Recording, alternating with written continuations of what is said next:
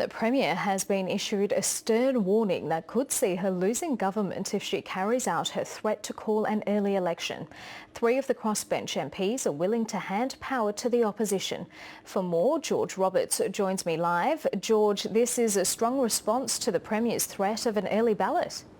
Well, if the Premier was bluffing, Karina, these men have certainly called it. After Rob Pyne defected to the front bench to the crossbench last week, the Premier came out and said that if anybody got in her way of putting forward her jobs agenda, she'd be willing to go to an early poll. Now, the crossbench MPs from the Katter Party, Shane Knuth and Rob Katter, have joined forces with Rob Pyne, and they are saying that they are willing to hand power to the opposition if indeed the Premier does go ahead with that threat. Now, in a Parliament that's as finely balanced as this, with the government having 42 seats on the floor of Parliament and the opposition also having 42 seats on the floor of Parliament, it's a threat that has to be taken notice of.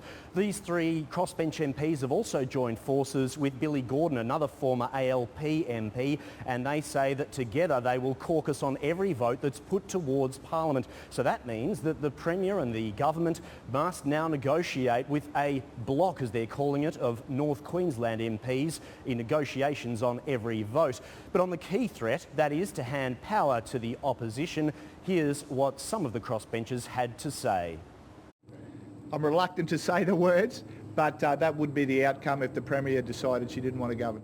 It's really a cop-out saying that I'm going to throw Teddy in the dirt and rush to the polls. So the timing is curious given the government and opposition are campaigning for fixed parliamentary terms, George. That's right. Queensland goes to a referendum this week, and the question is whether Queensland should have those fixed 4-year terms. Now, both sides of Parliament, both the opposition and the government, say that this is good for Queensland, good for politics. It ends what they say is a cycle of, on average over the past 2 decades, governments only going to just over 2.5 years in government before there's a poll. And they say 12 months of that last 2.5 years, or the last 12 months, is speculation about when an election would be. They want to give business more certainty by making it 4-year terms.